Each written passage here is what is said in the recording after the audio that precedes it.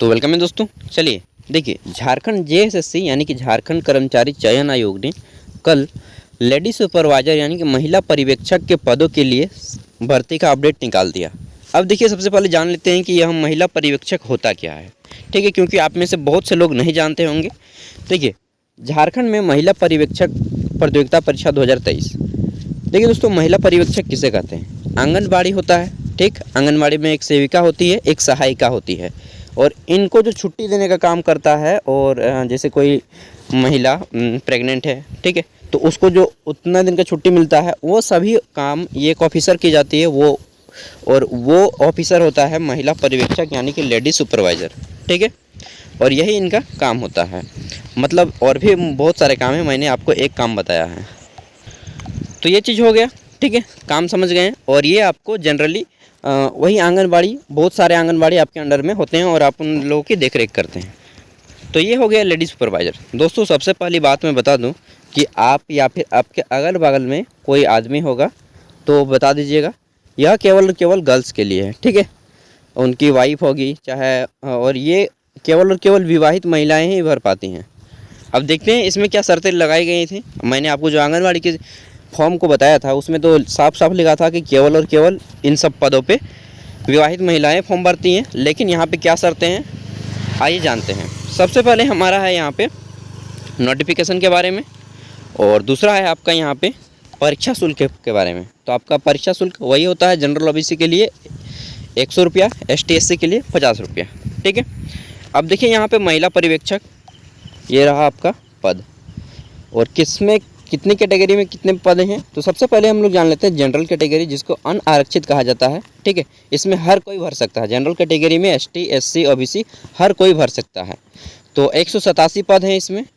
दूसरा देखते हैं तो अनुसूचित जनजाति, यानी कि इसमें आपके ST में 101 पद हैं, जिसमें से 2 गो आदिम जनजातियों के लिए रिक्त हैं। जैसे असुर जाति हो गया, आदिम एगो है। ठीक है, तो उस तरह से जनजातियों के लिए 2 पदें रिक्त हैं।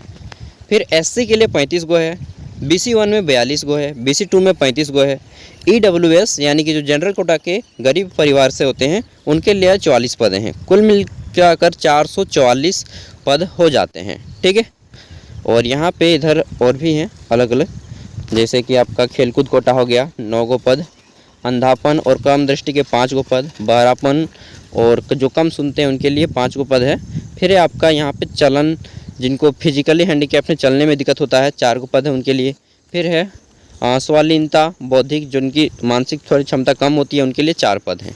ठीक है, तो ये आपके हो गए इस तरह से कुल पदों का विवरण।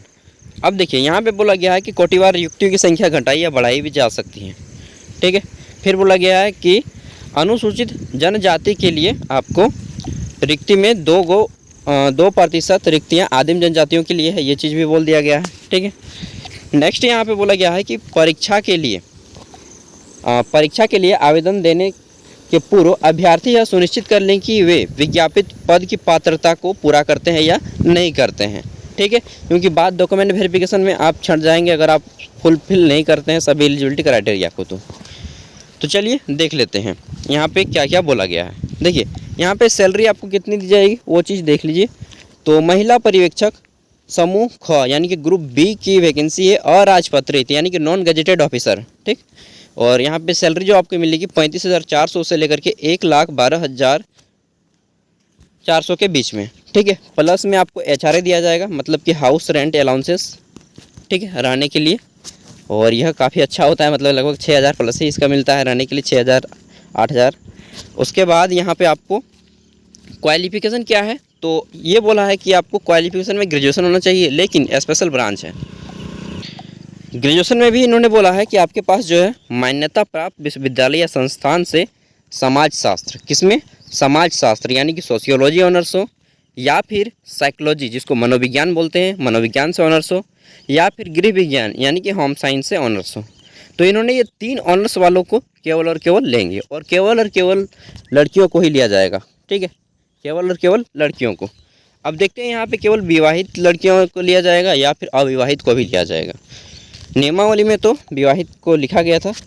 न्यूनतम शैक्षणिक योग्यता, अभ्यर्थी को आयोग में आवेदन प्राप्त होने की अंतिम तिथि तक वांछित न्यूनतम शैक्षणिक योग्यता को उत्तीर्ण कर लेना अनिवार्य होगा। अब बोलिएगा अभी मैं सेमेस्टर 6 में हूँ तो क्या मैं अप्लाई कर पाऊँगा? नहीं नहीं नहीं, पूरा कंप्लीट आपका रिजल्ट आना चाहिए तभी आप अप्लाई कर पाएंगे। ठीक है, ये चीज़ इन्होंने बोल दिया है, क्योंकि वहाँ पे आपका परसेंटेज वगैरह सब कुछ पूछा जाएगा जब फॉर्म फिलअप होगा। खेलकूद कोटा के लिए छूट दिया जाएगा। ठीक है, पद वहाँ पे रखा गया है। और देखिए अगर नेशनल लेवल के रिकॉर्ड हैं तो आपको, और नेशनल, स्टेट या फिर आपको मतलब स्टेट लेवल से नीचे का नहीं होना चाहिए। ठीक है, आगे देख लेते हैं। तो यहाँ पे आता है फिर उपयुक्त, ये आपका नोटिफिकेशन इसके वेबसाइट पे मिल जाएगा। ये चीज़ बोला गया है। उम्र सीमा कितनी लगेगी? तो यहाँ पे बोला गया है कि आपकी उम्र सीमा जो है कम से कम 1 अगस्त 2023 के अनुसार कितनी होनी चाहिए? तो 21 वर्ष होनी चाहिए। और अधिकतम उम्र सीमा की गणना आपका 1 अगस्त 2019 के अनुसार की जाएगी। ठीक है, ये न्यूनतम उम्र की गणना है कि 1 अगस्त 2023 तक आप कम से कम 21 वर्ष हो जाने चाहिए। लेकिन जब अधिक उम्र की गणना की जाएगी तब आपका 1 अगस्त 2019 को ध्यान में रखा जाएगा। ठीक है, और अधिकतम उम्र क्या होगा? तो जनरल कोटा से आपका अधिकतम उम्र रहेगा 38 वर्ष। कितना वर्ष? 38 वर्ष। ठीक है, और यहाँ पे इंक्लूड कर दिया है उनको महिला, अनारक्षित, EWS यानी कि आर्थिक रूप से पिछड़ा वर्ग, आर्थिक रूप से कमज़ोर वर्ग। ठीक है, और अत्यंत पिछड़ा वर्ग BC1 एंड BC2 को भी इंक्लूड कर दिया गया है। फिर है ST SC के लिए 40 वर्ष है। ठीक, तो क्योंकि महिला हैं तो आरक्षण तो मिलेगा, बेटर ही मिलता है। ठीक है, चलिए देख लेते हैं आगे। और जो लोग फिजिकली हैंडीकैप्ड हैं उनको तो यहाँ पे 10 ईयर की छूट दी जाती है। और मतलब 40 साल के हैं अगर ST SC से तो 50 साल तक, जनरल OBC से हैं तो आप 48 साल तक अप्लाई कर पाएंगे। आगे देख लेते हैं कुछ और चीज़ें। तो देखिए यहाँ पे तो कुछ नहीं मिला वैसा इसमें कि आपका केवल और केवल महिलाओं जो विवाहित हैं उनको लिया जाएगा, दोनों को लिया जाएगा। ठीक है, क्योंकि इसमें ऐसा कंडीशन नहीं रखा है।